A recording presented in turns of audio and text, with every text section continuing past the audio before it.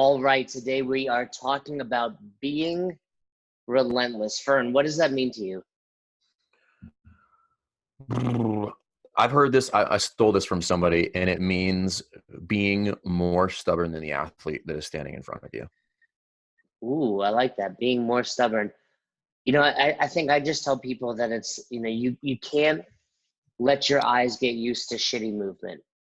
Hmm. And and often when you say that, you're offending whoever the athlete is, but it's not as if they're moving shitty. It's just you can't be the coach that's like, well, there's Susie and Susie pulls early and there's so and so, and they always forget to open their hips. So it can't be simply you allow people to continue to move poorly.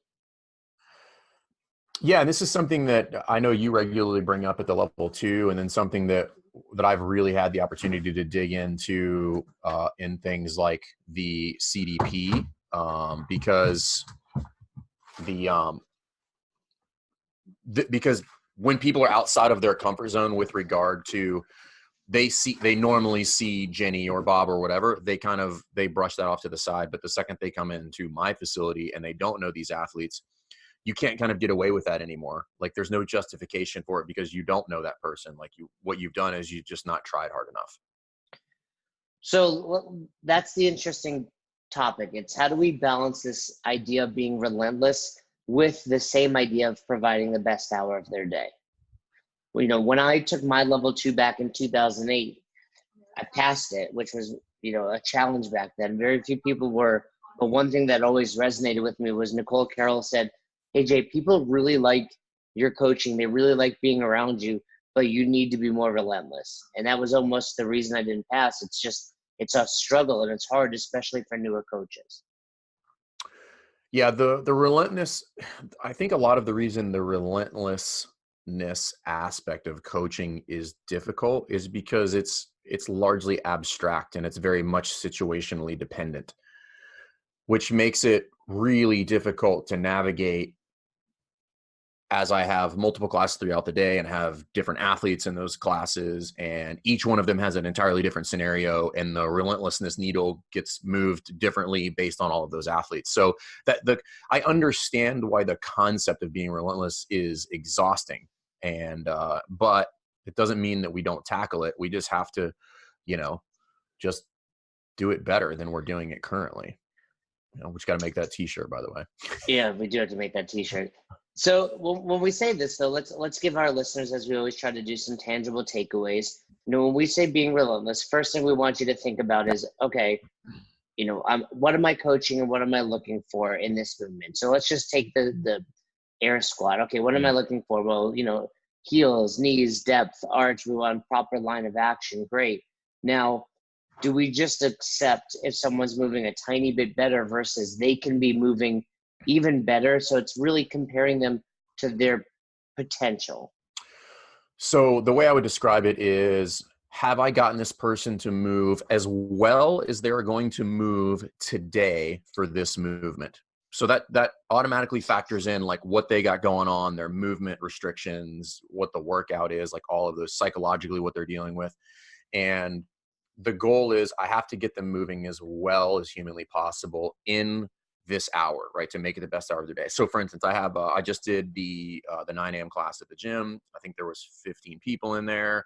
The workout was double unders, air squat, push up, burpee, pull up, and then assault bike at the end. There's a chipper, so it's 4 rounds and there's rest in between, so each one is a sprint. But anyway, so if you think about things like the air squat and the push up specifically, really, really prime offenders for people moving not at their best because it's an air squat. I don't even want to say shitty, just moving not at their best because they're moving quickly. There's no load, so the safety factor is virtually non-existent.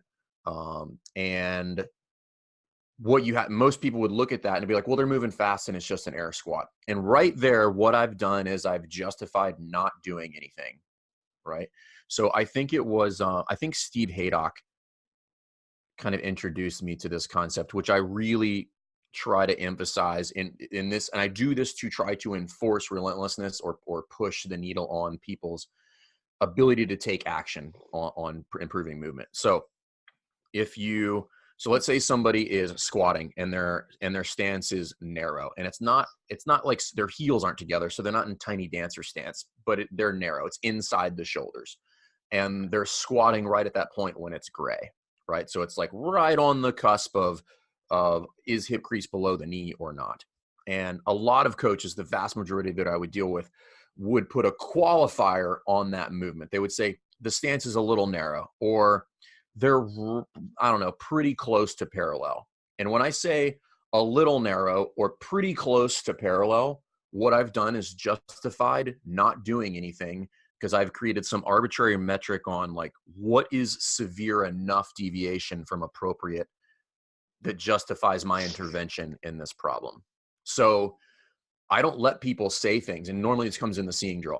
I remove their ability to say, and they do this all the time. I'm like, what do you see about the elbows in that front rack position? Well, the elbows are a little low. To which my response is, are they a little low or are they just low? And psychologically, there's a difference there. If I just say the elbows are low, that very much forces me to do something about it. But if I say they're a little low, then again, now it's like, okay, well, what makes it a lot low? And now it's this weird arbitrary metric of like, where do I intervene? Like, what's acceptable? Like, is that kind of quasi decent movement acceptable now?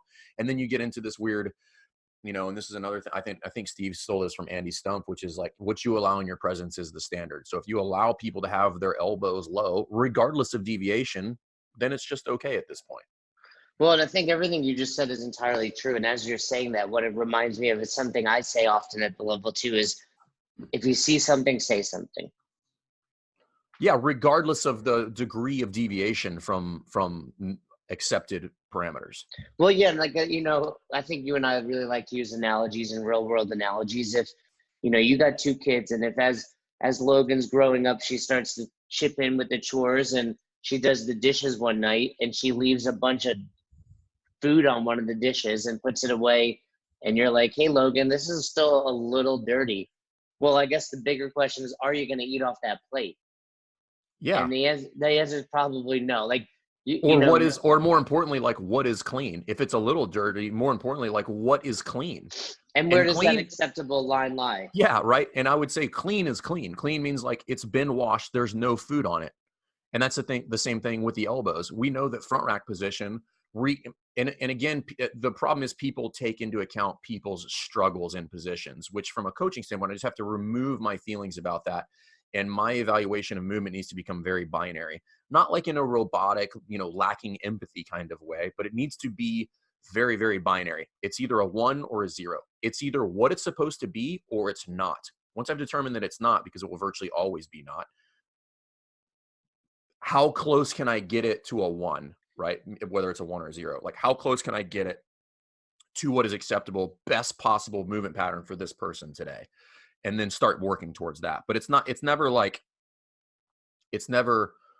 well, they're kind of moving well. They're either moving well or they're not, Well, and it's relative to their athlete. Like, you never move well. Like, it just is what it is. Like, Sydney, if you're listening right here, there's your clip for the week. Go ahead and chop that up, put it on social media.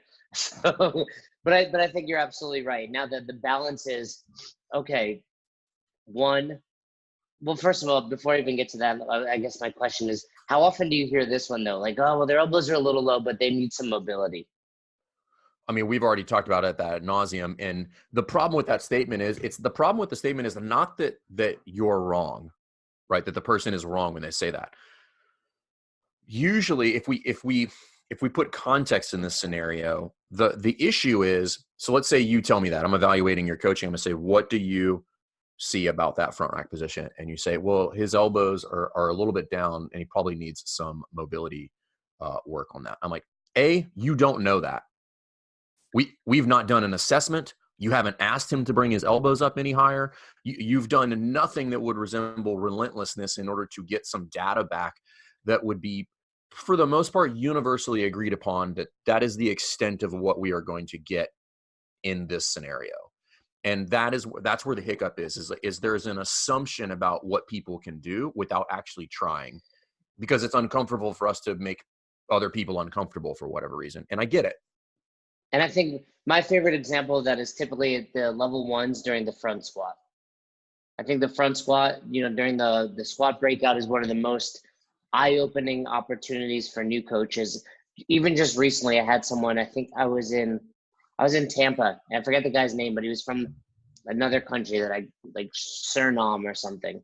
And That's not a country, by the way. Well, it's a continent, maybe. I don't know. Yeah. So it's definitely not a continent. For those of you wondering, Jay did not pass geography. I did high terrible. school. History and geography were not my strong suits. So anyway, elbows pointing down, knees going in, and I tucked them into the middle. 3 minutes later, I'm telling you, I remember telling Jenny after she was there, and I was like, wow, that was the biggest change I've ever seen in someone's front squat. And it was really just being relentless. I always joke like, hey, there's usually two things going on in someone's front squat. They're either really tight or they're really lazy. And we can fix the really lazy stuff pretty quickly, get those elbows up, give them those targets. But like you said, you have to be willing to, I know that people at their level ones are most likely willing to work very hard for you. They're there for a reason, but so are your athletes at your box. And I think now finding that balance of, we talk about being relentless when it comes to criteria of an effective coach, presence and attitude, but where do we balance that being relentless with also letting people leave the box happy? So the first one is, and I think the vast majority of people in my experience inside my own affiliate, having done the coach development program, having done level ones and level twos, and evaluated many, many coaches over the years, is the first way we delineate the difference between like what's overly relentless versus not is there's a clear line in the sand, which is, have you done anything to improve that position? Whether it's a visual cue, a verbal cue, a tactile cue, all of those things. So that's the first one. And I don't know what your experience is, but the vast majority of coaches that are not having somebody look over their shoulder will not do anything and make the assumption that the person cannot get there, right? So a perfect example, we'll use the front squat because it's a prime offender with the PVC pipe. Everybody knows that can be a challenging position to get into. So we'll have 7 people in the group. A coach will be evaluating. Nobody will have the PVC pipe on their shoulder. And I'll simply ask the coach, what do you notice about 100% of the athletes in this group with regard to their front rack position? And they'll say, well, the PVC pipe's not on the shoulder, but they can't get it there. And I said, you might be right, but you haven't asked anybody to put it there. So that's the first thing, right? Is like, have you tried, right? Like either you've done something, you haven't. Again, going to making it very objective. Like you either asked them or gave them a cue or you didn't. And if you didn't, then that's the line I draw in the sand. Is like, that is the first step towards relentlessness. You have to put some degree of effort into trying to improve that movement. And every time I push somebody a little bit farther, for minimum 50% of the group gets into a better position, like a noticeably quantifiably better position. Either the PVC pipe's on the shoulder or the elbows come up 15 to 20 degrees into the front rack position, and it's uncomfortable. But the point is, we already know it's going to be uncomfortable. So let's just not beat around the bush anymore. Just get them into a better position, like work on it a little bit more. And then I think we can start to, not until then, but then once we've asked, once we've given some sort of cue, now we get into that gray area of like what's pushing too far versus getting to the best possible movement that I'm going to get to today. Now, this is where I think it gets a little bit abstract, because now I have to have a pretty high EQ score. Like, so the ability to read people's facial gestures, their body positions, like how, like, I like to describe myself as I'm a wizard at determining the difference between a fake effort face and a real effort face. Can you tell what I'm doing right now? Yeah, you're not trying at all, right? And the reality is that I'm not a wizard. Like everybody knows the difference between somebody who's really trying hard and somebody who's mailing it in, right? So I would tell you, I'm gonna butt right up to the point where I've gotten all that I really need, which is effort, and then I'm gonna reward effort, and then I'm gonna move on. Right? So I'm going to ask them to do something. I'm going to determine whether there was a good or bad change there. I'm going to push them all the way up to the point where like there's clearly effort being made there. I'm going to reward that with some sort of positive reinforcement, and then I'm going to move on. That's like the simplest real-time tactical variation of relentlessness possible.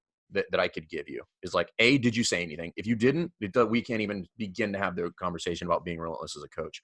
And then B, how much did you try to change it? Did you go through every possible change? Did you just tell them to squat a little bit lower? Did you change their stance? Did you change their foot angle? Did you tell them to push their knees out? Did you ask them to go a little bit lower? Do you like all those things? And it's like, I feel like relentlessness falls in that category. It's like, have you ever heard somebody try the kind of analogy about porn, where it's like, even if you have never seen porn, if you tried to describe it to somebody, it'd be a little bit weird. And even if you've never seen it, if I were to show it to you, you would know what it was. Right. And it's the same thing with relentlessness. It's like, hey, listen, like, you might not have never seen porn, but if I show you, you know what it is. Right. And it's the same thing with relentlessness. You may never have seen it, but if I show it to you, you know what it is. And that's the thing. Good analogy. And the truth of the matter is, I think that's really what separates a good coach from a great coach. By the time you're a good coach, maybe you're coming back to your level 2, or, you're just improving at your box, but you're getting better at seeing movement. You can see an early arm pull, you can see a knee caving in, you can tell whether it's time to adjust someone's stance. The question becomes, are you willing to put in the effort and make that athlete put in the effort to get better? And, the elbows up is an easy example because it's something you can see, but maybe it's, pulling early in a snatch, and that becomes a little more challenging. You really got to dive deep into cues from verbal to visual to tactile. But like you said, it's really, that's the hard balance of, is this the best they're going to get today? I go back to an example at a level 2 from years ago. This guy's coaching the air squat, literally did 3 reps and was like, well, that's how good he's going to get today. I was like, really?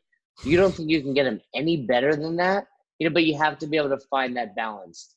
I think if you're looking for like a tangible, like if you've not made an athlete frustrated, and I'm not even saying this is a good thing, but if you've not pushed to the point where you made an athlete frustrated in some way, shape, or form, then we've not even approached anything that resembles relentlessness.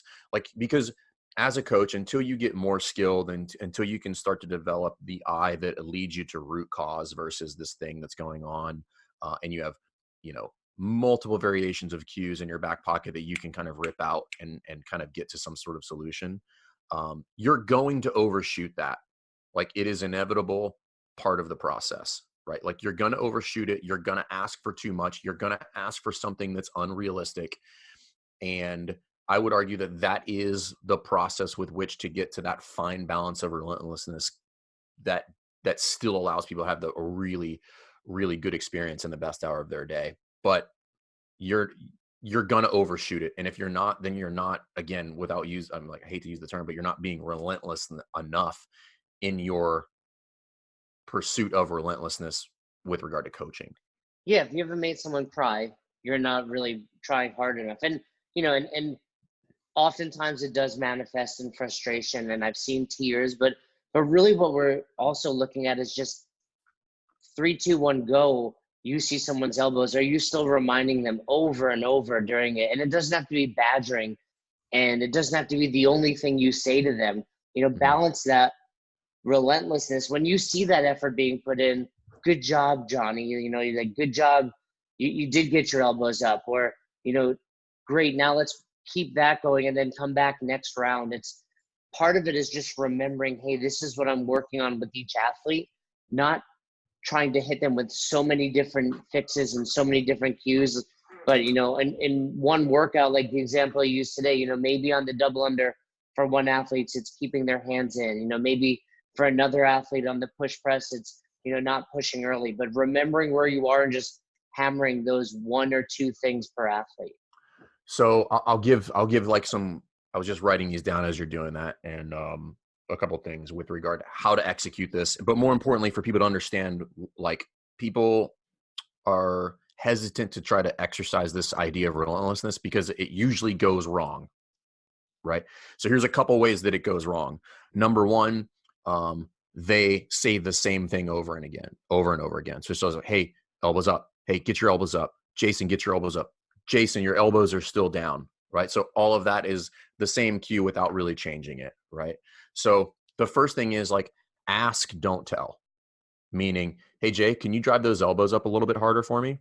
And you're like, yeah, I Yeah, I can can. do that. Yeah. Yeah. And I'm like, thanks, man. And you're like, you're welcome. And I'm like, this is a really pleasant exchange of, stuff here. Right. So like ask, don't tell, because you're far more likely to get a response if you ask, don't tell, right? Instead of saying somebody, hey, widen up your stance, be like, hey, can you move your feet out 1 or 2 inches on each side? And they're like, yeah, I'll try that out. And you're like, cool, thanks, man. Tell me how that feels on the next couple of reps. And you're like, cool, yeah, I will. Right. Again, like a completely kind of like ninja tactic from a coaching standpoint. Well, and just to stop you for a second, for all you gentlemen listening, that's the difference between your wife asking you, hey, do you mind doing something? And your wife telling you to do something. Like, no, I don't 100%. mind at Yeah. all. And now I'm happy that you're going to be happy versus, why is this bitch telling me to take out the garbage again? Yeah. I don't, Oh, do you listen, do that? bro. Do you call that? I'm telling Roz, do you call her In my out? mind, I say it. I'm scared of her. Don't tell her I said that. So, A is ask, don't tell, because the likelihood of you having success or some sort of moving the needle there is far more likely. The second thing is, the more often than not, I see this all the time. I saw this recently where one of the coaches was asking an athlete to do something for like several minutes at the level 2. The athlete, and this athlete was clearly resistant, like body language, facial expression, like the whole nine. Like everybody within 5 miles knew that this athlete was not really about it.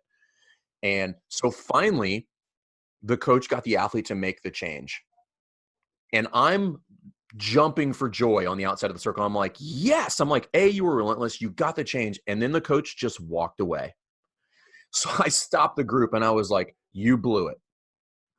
You gave about 7 cues there. She clearly is not into this. And I'm like calling the athlete out too. I'm like, you need to be more coachable, number one. She changed it and you said nothing, right?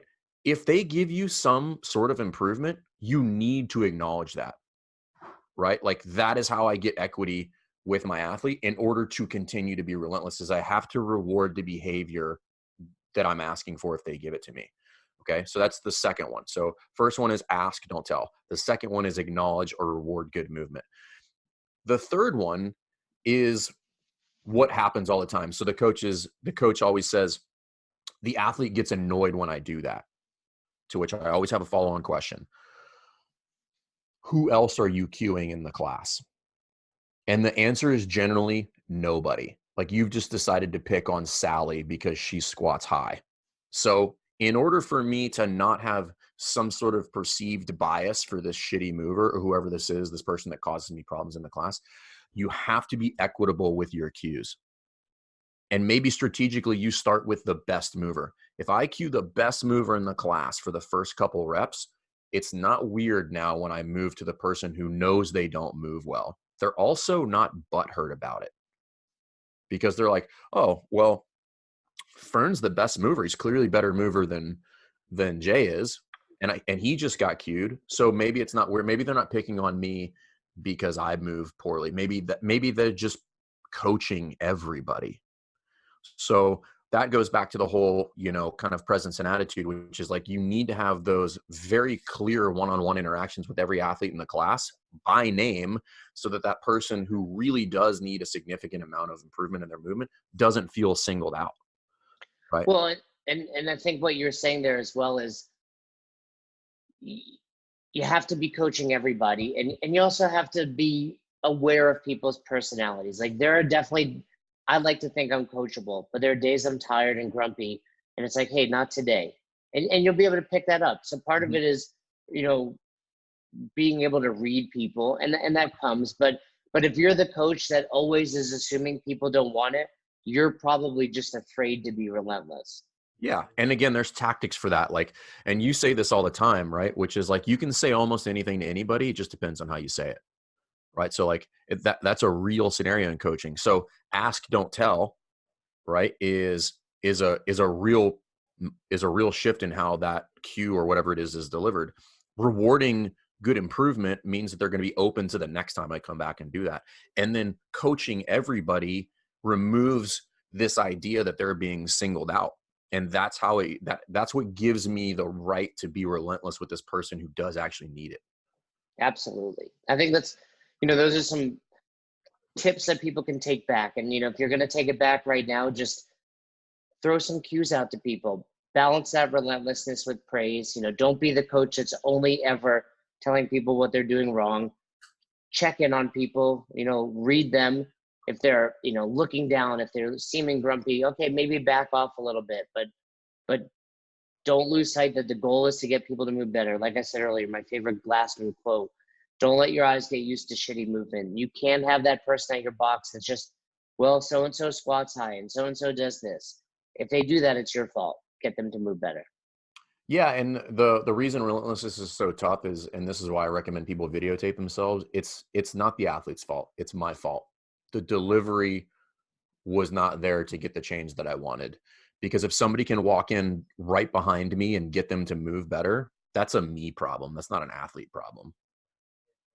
Yeah, that's a good way to look at it. Hey, if a better coach walked in, would this person be moving better? Cool.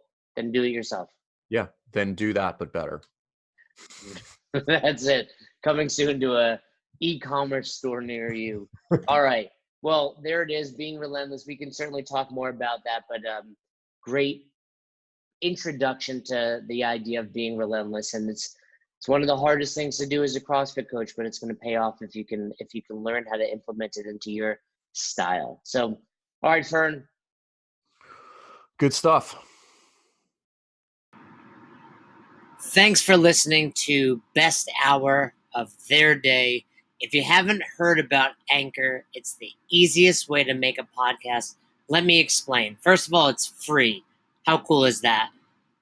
There's a creation tool that allows you to record and edit your podcast right from your phone or computer, so it becomes super simple. Some of these episodes with Fern or Todd or myself chatting with one another, we've done right within the app itself. Anchor will make it easy to distribute your podcast to all platforms, Spotify, Apple, and many more. And you can make money from your podcast with no minimum listenership. It's everything you need to make an awesome podcast in one place. All you have to do is download the free Anchor app or go to anchor.fm to get started today. Come on. Who doesn't have Spotify at this point? And if you were unaware, Spotify now is offering podcasts. That's right. On Spotify, you can listen to all your favorite artists, but also podcasts in one place for free. Spotify has a huge catalog of podcasts on every topic, including the one you're listening to right now, Best Hour of Their Day. On Spotify, you can follow your favorite podcasts so you never miss an episode. Premium users can even download episodes to listen to offline wherever you are, something I always do before I hop on a plane. And you can even easily share what you're listening to with your friends on Instagram and other social media platforms. Here's the deal. If you haven't done so already, be sure to download the Spotify app, search for Best Hour of Their Day on Spotify, or browse some other podcasts if you want. You can find them in your library tab. And also make sure to follow me so you never miss an episode of Best Hour of Their Day. Thanks again for listening to Best Hour of Their Day. Just a reminder, Fern and I have an amazing new show called Dropping In, premiering on our YouTube channel in early 2020. Be sure to head over to the Best Hour of Their Day YouTube channel now. Subscribe so you don't miss any of the episodes. You've probably heard us talking about it, summarizing some of our trip. You can see some highlights up on our Instagram as well at Best Hour of Their Day. But I promise you, you're not going to want to miss out. So subscribe now.